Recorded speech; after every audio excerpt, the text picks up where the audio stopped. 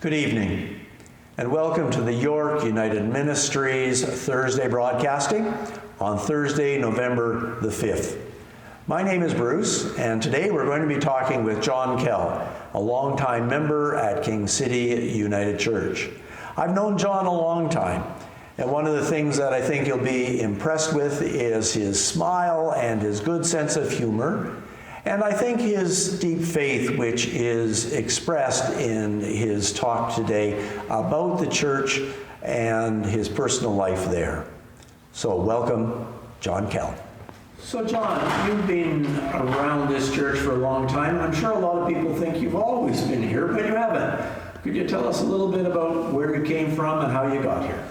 Certainly seems like I've been here all my life, but I lived in Richmond Hill, and I attended I was in a competition in school, a public speaking competition, and for some strange reason I happened to win the competition. So I was sent to Markham for a district competition, and I was presenting for Richmond Hill High School, and there was a young lady there named Jean Lewis, and she was presenting for Newmarket High School.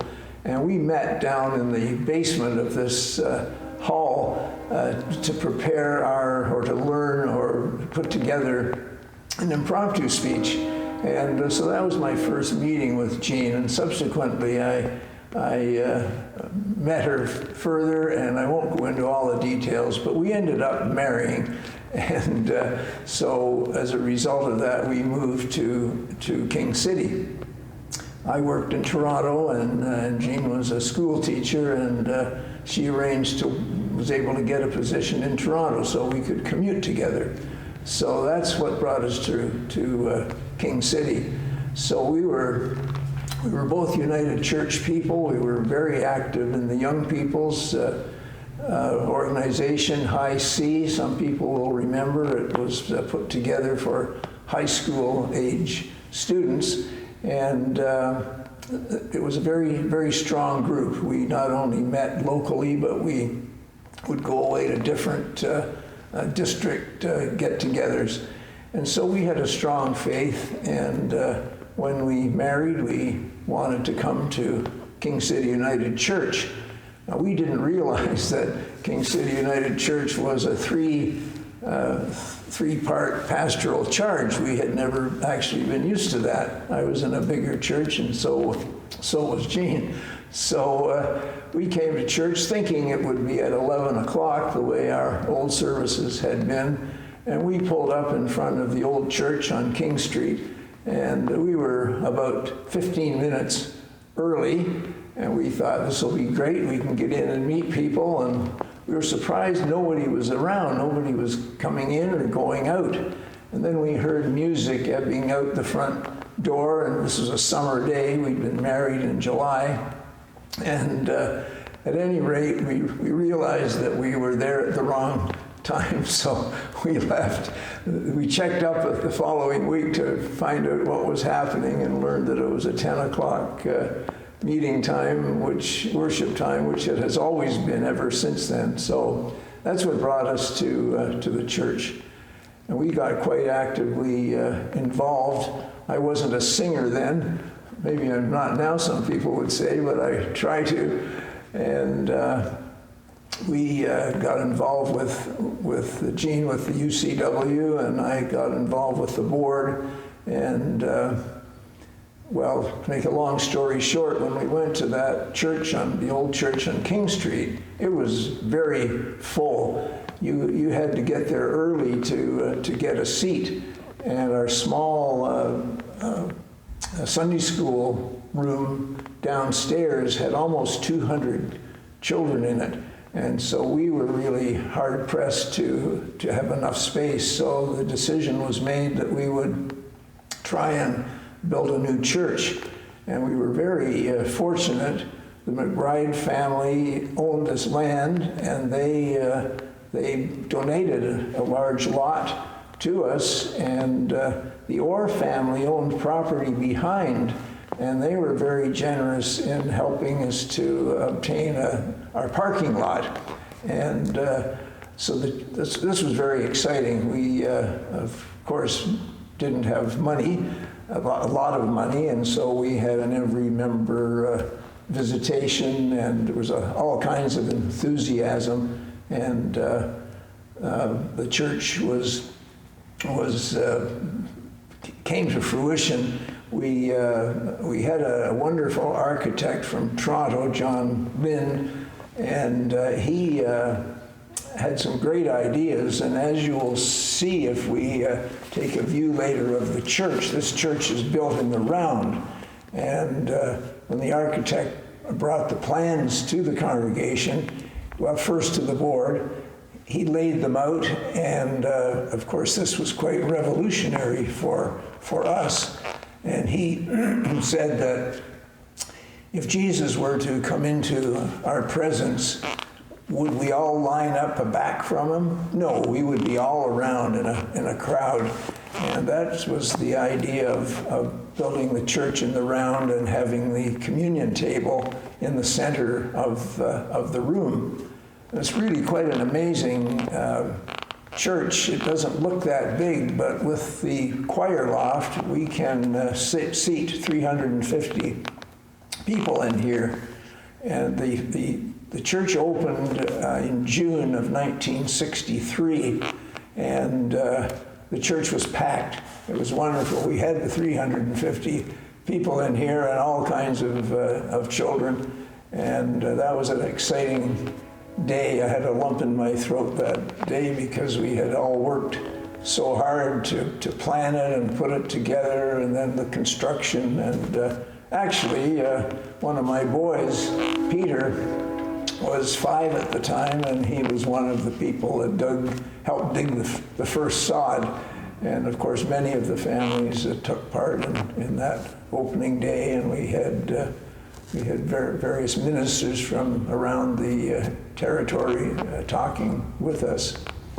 But it's been a unique building, and it's been enjoyed by many people. If there's a wedding, for instance, because of the seating of the shape of the church, people can see the front of the bride and groom, which is rather unusual. We're usually looking at their backs. Not everyone sees that, but it works out really well. Our Sunday school auditorium, of course, which is at the back, it held all of these 200 children that we started with in those days, and it was really a very busy place. I might say that this church is quite unique, and even though it's a long time ago, you might be amazed to hear that we built it, including all of the oak pews and all of the rooms. We built it for $125,000.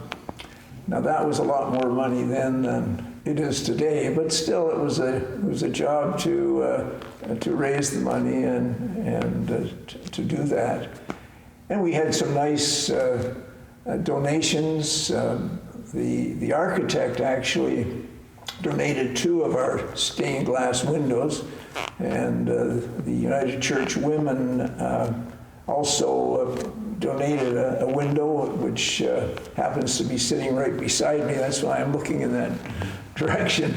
But it has Mary and Martha with Jesus. Very appropriate for the women, I think, to give that particular window. And another window was donated by the Hadwin family in memory of people in their family. Another nice window. So we've had a happy time here. I must tell you about the Kingsman group.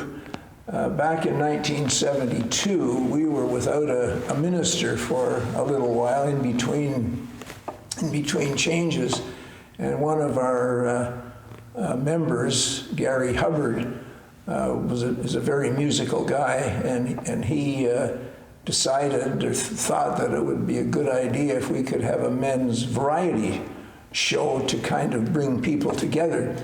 And so he worked up a pretty aggressive agenda, and all the men of the church plus a few from the community practiced for several months, and this show was put on in late November, and it was a big success. We ended up having seven shows over a period of just over a week, and that show lasted for 25 years, and was not only great for the church, but it was also great for the community, because the community, of course, we counted on them to come and support it, and we had literally hundreds coming. We even got into trouble with the fire department because they thought we were packing too many people in.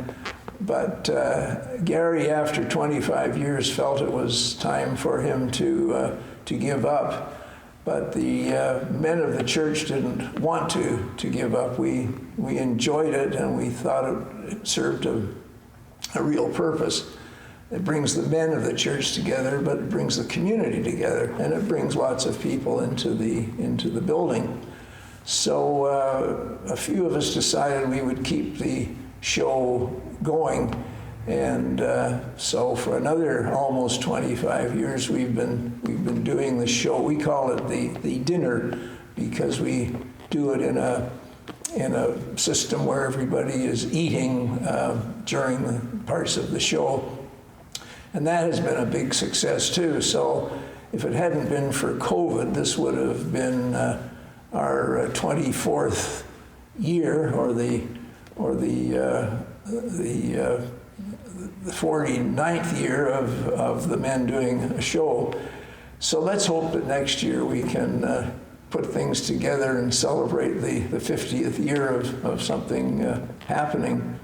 But that show has been very popular with all of us, and I've been heading it up for a number of years, and the way the fellowship which everyone gets from it is inspiring to me, and people still seem to like laughing at our crazy jokes and our I'll call it farm humor. When we first came to the church, there were about 40 people in the choir, and a lot of our singers have moved on or moved on to a new stage. But those of us who are in the choir, we still are very enthused, and we're anxious to have it continue. With COVID, we're down to a one-person choir because we don't want to take any chances on spreading germs.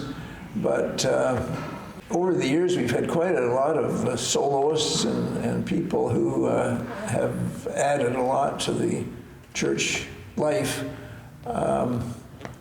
We'll be back in as full force as we can muster when COVID allows that, which I'm an enthusiast. I'm a positive person. I'm expecting that sometime next year we'll be able to do that.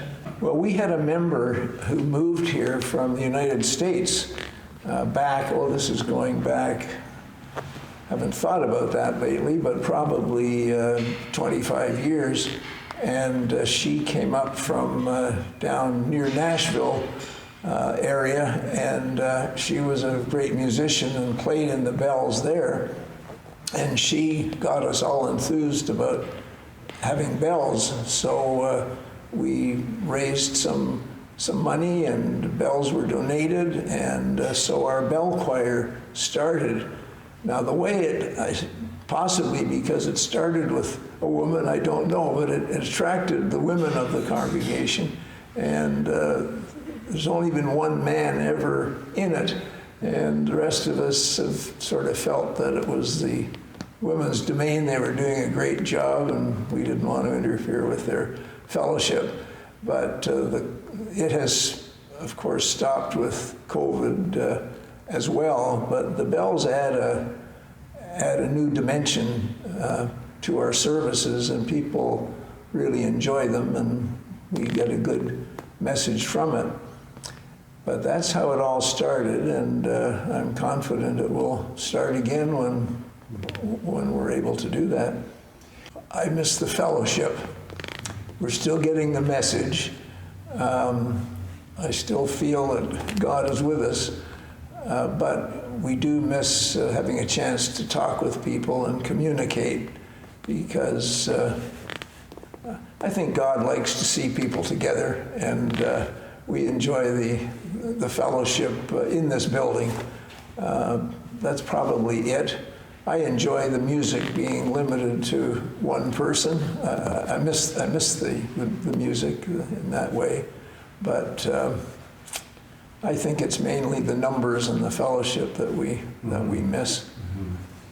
And really, all the things that you've been involved in the church related to music were also about fellowship and community, not just in the congregation itself, but beyond its walls. Yes, that's true. And over the years, we've had quite a varied group or groups.